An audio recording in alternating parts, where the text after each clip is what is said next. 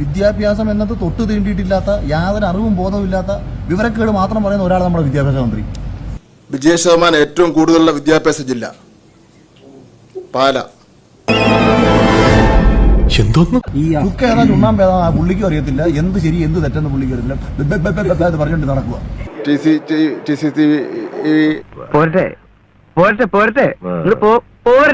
ശക്തമായ അന്വേഷണം നടത്തട്ടെ.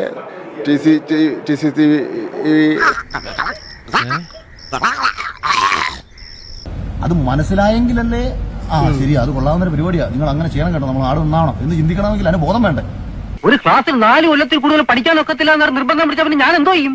കുട്ടികളെ പഠിപ്പിച്ചു കൊടുക്കേണ്ടത് ഈ കാലഘട്ടത്തിൽ എങ്ങനെ ജീവിക്കണം, നിങ്ങൾ ഈ രാജ്യം ഇവിടെ നിന്ന് പുറത്തു അല്ലെങ്കിൽ ഒരാളോട് എങ്ങനെ നിങ്ങൾ പെരുമാറണം, ഇങ്ങനെ ആരും ഞങ്ങളോട് അഭിപ്രായപ്പെട്ടിട്ടില്ല. ഞങ്ങളുടെ കണ്ണ് ഇത് ജയിലിൽ ചെന്ന് കഴിഞ്ഞാൽ വിശാലമായ രീതിയിൽ ഇതും കൊടുത്ത് പുറത്തിറങ്ങുമ്പോഴത്തേക്ക് ഇവന്മാർ ഹീറോകള്. നിർത്തേണ്ട സാധനങ്ങൾ നമ്മൾ നിർത്തേണ്ട പോലെ നിർത്തിയില്ല എന്നുണ്ടെങ്കിൽ അത് മാനസിക നിലയെ ബാധിക്കും. നമ്മൾ ചെയ്യാൻ പാടില്ലാത്ത കാര്യങ്ങൾ ജീവിതത്തിൽ ചെയ്തു പോകും. ഇവിടെ മയക്കുമരുന്ന് സുലഭമായിട്ട് ലഭിക്കുന്നത് കൊണ്ടാണ് കുട്ടികൾ ഉപയോഗിക്കുന്നത്.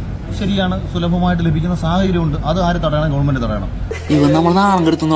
അതുപോലെ ചെയ്യാൻ പാടില്ലാത്ത കാര്യങ്ങൾ പൊതുമധ്യത്തിൽ നിന്ന് ചെയ്യാൻ തുടങ്ങിയപ്പോഴത്തേക്ക് ചുമ്മന സമരം തൊട്ട് കിസോബലവ് തൊട്ടുള്ള തൊലിഞ്ഞ പരിപാടികളും കാണിച്ചുകൊണ്ട് ഇവിടെ ഇടത് സാംസ്കാരിക ബുദ്ധിജീവികൾ എന്ന് പറഞ്ഞ ചില തെണ്ടികൾ സത്യമായി പറയുന്നവനായി ഈ രാജാക്കന്ന് ആർക്കും ആരും ചോദ്യം ചെയ്യാൻ പറ്റാത്ത അവസ്ഥയായിട്ട് മാറി.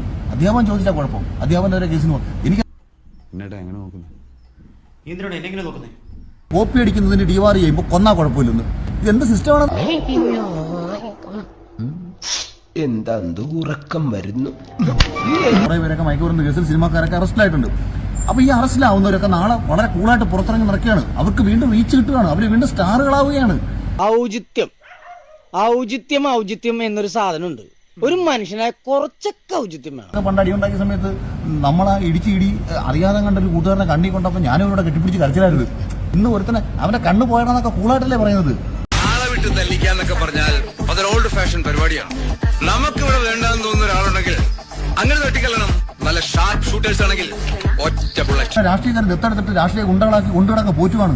സിനിമയിൽ ഈ വില്ലത്തരം കാണിക്കുന്നവരെ ഹീറോ ആക്കുന്നു എന്ന് പരിതപിക്കുന്ന താങ്കളും ഇന്ന് താങ്കളുടെ മുഖ്യമന്ത്രി നിയമസഭയ്ക്കുള്ളിലും അക്രമം കാണിക്കുന്ന, പാർട്ടിക്ക് വേണ്ടി അക്രമം നടത്തുന്നവരോട് എന്ത് നിലപാടാണ് സ്വീകരിക്കുന്നത്?